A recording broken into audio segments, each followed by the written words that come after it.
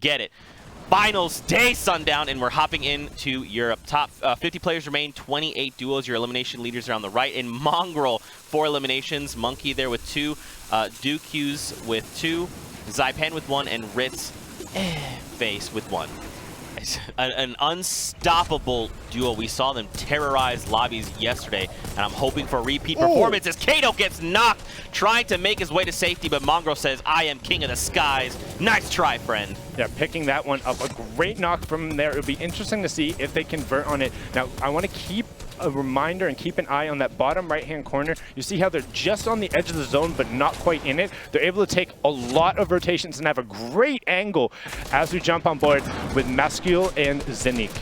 Man, they're going to drop down into a player's box here. His teammate goes down, but he does secure it. But there's someone else here who might be looking to contest this. Could he be shut down? Looks like a dart trap going down. He's ticking. He is ticking. I think it's going to be over. He's going to tick out. Yep. Oh, no! But still, like you kind of talked about, man, we're so far away from placement points. Top 12 is when we see those first 3 get divvied out. But now it's time to start making rotations to the new safe zone as Mitro, and Mongrel continue to lay waste to everyone. Now the thing is, Mitro doesn't have any elims, but he's definitely part of this kill participation, or elimination participation, you could say. Mongrel's just been like, hey, I got it. Don't even worry about it. That guy, they're gone. On the rotation, all of a sudden we went from 24 teams in the lobby to 18 as Ray of Fate top 1 also gets picked up by Mitro, getting his first elim on the board. And now look, they're on the front side of this rotation and able to get a lot of shots out. He's not covered at all, but he doesn't seem to care, just raining down shots as 2 more players do get eliminated there. They are sticking together though, so if one does end up taking shots, they will be able to get involved as Lovely Maestro goes down and we get closer to the top 12. 6 eliminations between them, and they continue hoarding and holding down this high ground as everyone down below scrambling, especially on top of the water, Sundown. This is very difficult. You have to be very cautious of how you opt to build. Now there were players floating down from above, as we see Mitro turn his attention, laser a few down, nothing does connect. Someone lands on him though! Raining, well, you're raining the loot and you're gonna be going back to lobby. I am so sorry. Yeah, getting picked off there. It was a little fortunate because he did get the first shot down, but not able to connect with it, as Mitro now has jumped from 0 to 3 elims. Now they're up to 9 eliminations as we hit that top 12 threshold. So Zypan, unfortunately, the recent signing by Razor Viking is going to go down. Still have a couple other players in the lobby. Good shot coming out from Mongo as they try and force the player on high below them. They're now into that first place threshold, utilizing the minigun, and Dukes goes down there. Zeke, oof. You love to see it. I'm telling you, dude, this is a duo to watch, especially as we begin our journey to the World Cup. These guys are gross, and now we just hit top 10, which means 3 placement points have been divvied out. Another 2 duos need to fall for 2 points. Yeah, and they're looking for, as one taps us, is able to pick up an Elam. Mongrel picks up another one, moving them into 11. You see there, they're just racking up the points. They're still on the high ground. An additional 3 from there as they're into top 7. And there's only so many duos remaining. 3 solo riders going through, and they have this ultimate high ground control. 13 Elims. When we jumped on them, they only had 5. And now all of a sudden, they have exploded. They're just keeping it up too, continuing their reign of dominance, and especially the way they're dividing and conquering everything. They always have 2 separate angles, and it's just like they have constant information all the time. And now the high ground contest is going to come through, but because of the jump pad height, they're going to be forced to parachute super early, giving them first shots on all these guys as El Dynamo gets taken out. Mitro now trying to catch up to Mongo in terms of Elim. He's saying, anything you can do, I can do better. 1 on 8, the other on 6. Will they be able to clean up and finish this match out? This is so crazy. Here we go. Next set of placement points. It all comes down to the victor. Mitro dives down on them, swooping down like an eagle, finds 2 eliminations. That one needs to be confirmed though. The siphon hasn't come through. It's a 2v2. Where is the other duo? It is about to get cleaned up. The other duo is on Mongo as it goes through, and he picks it up, and he says, anything you can do, I can do better. +1. Mitro passing Mongo at the last moment, getting 9 elims. Mongo on 8, 17 eliminations between the 2 of them. That is a fantastic way to start that out, jumping forward into 27 points right there. And take a look at this replay at the end. So knowing the player was down, CCI got forced out away from Mongo, and Mitro with a nice flick.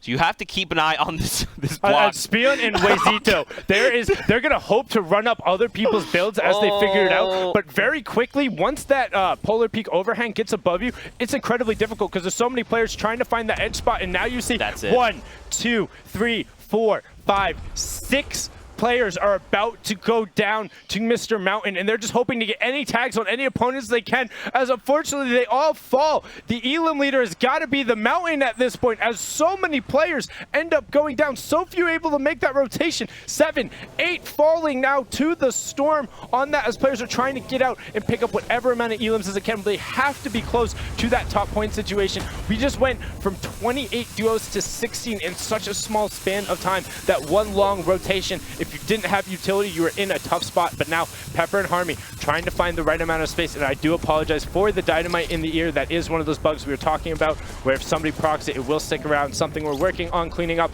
as the rotation still comes through. Harmy barely gets clipped. I'm not sure if he was able to get out of that as we get close to the top 12. Moogie there finding an elimination. I think he might have fallen through. Never mind, he gets picked off, and the player there caught and lost in the Storm. Look at all these players. Okay, Pepper! This is a 2-Pepper play! Oh my gosh, he's being rained down from above. Now here's the tricky part, is now we're going over the other side of Polar Peak. It's so hard to build down. Or just kind of sit and wait, because you can't just fall down the side. You can't waterfall yourself off the other builds. But now Pepper dropping down, trying to find the shots. He is able to convert, as Harmy is also able to convert. That's 2 elims coming out from there, pushing them into the top 12, and then also getting them up to 9 elimination points. That's a huge swing for them. 12 points for them so far. This is absolutely crazy. 9 elims, 15 players, 11 duos. We have hit the first threshold for placement points. 7 is the next one. We're going to see things slow down as people are trying to make it to those crucial points. But look at this circle. What is happening? Yeah, luckily now they've mostly made it down to ground level, and they aren't going back over Polar Peak just yet. Really good position here, Zeke, as 2 more players go down. That's and now Pepper. We're in 2v2. Pepper is out of it. Will they be able to pick it up? They're running the low ground. Another player gets down, but it's Bergman on the high with the RPG. Bergman dropping down there. We saw Yux will find an elim. They're going toe-to-toe. Is it a 1v1? It's a 1v1, but they will both end up picking up some shields here as the players get confirmed. The trap edit, but the ramp is in the way, and Bergman picks it up. Great shot from him there. Oh my. That was very stressful. There was a lot. In the current game, Elim lead at 2, but he has a bunch of other friends with him. S2V, Diego, GB. I have no clue what the SVQN. I apologize, I don't know what that's supposed to be. Nuskin, Hacker, 011, and Juker all rounding out with 2 elims. So nobody's certainly popping off here yet, but there's plenty of time left. That's right. We're near Paradise Palm, so things could get a little dicey here depending on where we go from here. But again, talking about the 2 tight Tactical shotgun, which everybody knows likes to tickle opponents unless you're directly on top of them, so it could be difficult. But those dynamites are starting to sneak in. He gets 1, he gets 2 tick on Just Better Than You. Just Better Than You. I think you're just dynamited, as he's getting dynamited from 3 different angles, and the elim is picked up by Keemstar, but I'm not sure if that was his knock. We don't see the counter updating there. But now, Zeke, we talked about going for the Luke Goblin and putting yourself in this line of fire. Look at what the other team was trying to do. Will these dynamite connect, as he's just thrown 9 dynamite in the span of about 45 seconds? In all seriousness, sometimes when you're in that circumstance, there is a reason. You're low ground in the middle, no other obvious builds around you. It makes you a very easy target to then trade shots over. But Broken is putting in work right now with this minigun, catching people as they have to rotate, because he is on that nearer side of the circle. And you see Diego actually dropping. He's like, yeah, I don't need this light ammo. Let me drop it. You're putting it in work. Keep going. Just keep going. And we have 4 ballers on this low ground. Let's see if players allow them to continue to make it into the late game. We've talked about how beneficial those can be for securing late game placements, but generally in Europe, they don't really put up with that. You know, they don't let those late game rotations just come through for free. It's something where they put out a lot of the damage, so not a whole lot of resident sleeper needed there. As you see, almost every one of these ballers is nearly taken all the way out, and 2 players being picked up right there. We all got to get safe. Let's go. Yeah, and this is what we talked about. Going back over the hillock makes it very difficult. This is where the ballers do have a huge advantage, since they're able to get that variable verticality. But now we're going to go right back away from it, as the rotation is going to come from the high ground. So this is going to be a little bit difficult for Diego and Broken. They're going to have to work their way down and try and put whatever shots they can, but they are on ultimate high, which gives them the opportunity to waterfall down and pick what engagements they want as they start doing that now. No, it got confirmed. They're looking up. There should be 1 or 2 players coming up and then trying to challenge that high ground. But we talked about, as it narrows, it becomes more difficult. Now, actually kind of their teammates building it off, looking to find the edit plays here, as Keemstar picks up Juker as well, putting us into the top 6. Man, Keenstar, again, we kind of talked about at the beginning of this. He's a Titan, and he can make things happen even on his own. We're going to see Broken get cracked as he drops down, trying to get to the lowest ground and reconnect with his duo partner. Velisa up top, Strange Boy above there, SVQN. Looks like he might have just dropped down to a lower tarp, but Keenstar is on the lowest of the low right now. Yeah, he is on ultimate low, and Nash is challenging him as well as Broken.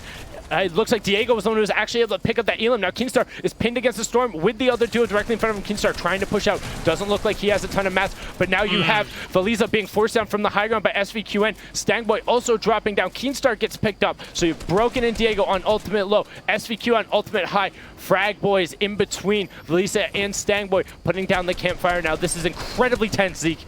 These two are going to look to go toe-to-toe right here in the circle. This is so tight. Actually, it's two. Are these two duos? Yeah, it's two duos directly above each other in SVQN as the solo riders. So the duos are riding and flying at each other. Broken is no longer in the circle. SVQN knows if he just stays in the circle, he's good. He's going to be able to take it away. He does have the health advantage. He just needs to chill and hang out. That should be it. The Elim's not coming through in time, not being able to convert, and the solo rider takes it away by just holding the high ground advantage, and he puts a nice little salsa dance out for us there too. There you go. I like that. You know, you didn't necessarily need to do anything crazy or flashy. Just wait it out. You can hear them fighting down below. They're going to be super low after these engagements. And he's just waiting. He's like, I'm going to see if I can take a peek, maybe find a shot, but... Are trying to shoot down the supply crate to make sure it drops faster. You know, don't necessarily want to wait for that boom. Sending it down very quickly. Want to edit it down. Want to edit it down.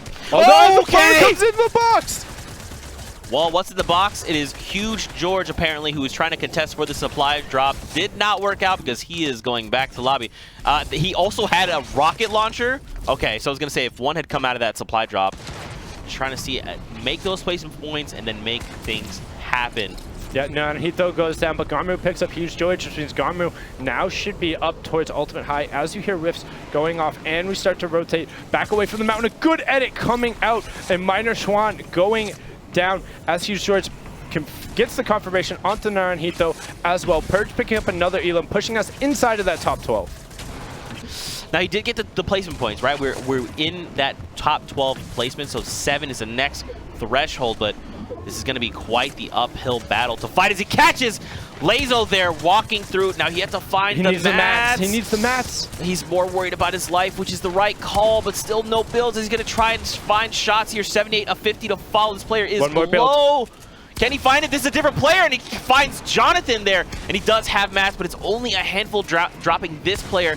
Come on, pick up the mats. There you go. More mats heading your way. Oh, how many shots in a row was that, Zeke? Able to get 5, 6 different solid shotgun shots out, almost propelling himself into the top 7. Now, there he goes. There's only one duo remaining. Otherwise, it is the rest of a solo lobby. We have Garmu up on ultimate high and Nathan HD on ultimate low. W8 Fusions, Purge, all trying to tarp out right now. Garmu working his way down. That's a rocket. Fired down towards the low ground. Man, rocket did not connect, but Trigger Happy maintaining high ground, who was taken away from Gamru. But that's not going to be the duo going out once the conversion comes over. Now it is 4 solo riders. Everyone playing for the top 3. No one wants to be the last player eliminated. But you talked about Trigger Happy on that high ground with the minigun as Purge picks up Gamru on the middle tarp. So Trigger Happy ultimate high, Nathan ultimate low, Purge middle tarp. This is going to be really rough because look at the incline we're going at. They're going to get boxed out. Than from down low, he's going to get, he's getting boxed out. He literally has to take the time, punch through this build from Purge. Trigger Happy just has to wait for these guys to show themselves, and he can just shut this lobby down. Nathan actually flanked around the outside and was able to pick up Purge. A great Elim from him there, but now they see it. It's a 1v1 situation. They're about to go over the volcano. Oh. No, Nathan! Nathan's going to end up being eliminated. No, Nathan's going to be eliminated just because he was the first one out into the volcano as soon as we talked about glide offs, but instead this is the geyser deciding that one, running out of space, and Trigger Happy recognizing it. That's absurd. Right now, as we begin to conclude our matches, we do have 20 minutes left. Mitro and Mongrel leading the pack, 70 points. I'm not surprised. This is a terrifying duo. 5 points behind them. Andalex and Orc, though, with 65 points. Coming in third, Oliver there with Cypher. Jinzen with 63 points. So these are still pretty close. It's only Mitro and Mongrel that are, really far ahead. Yeah, they're not too far off the clip, but if Mitro and Mongo are able to just keep their foot on the gas, I think it's going to be difficult to catch them. 5 points is a decent buffer as you get into later lobbies. You see other names on them we recognize, Tux and E11, Blood X, some players who we've seen before, Ares and Keelix we saw yesterday, VPG's Aura and Vast, Team Quesos, Potato and Prisionero, and then Hugo and Legends as well for Penta. So some solid players, but even the spread in the top 10 with about 20 minutes left, like that's a solid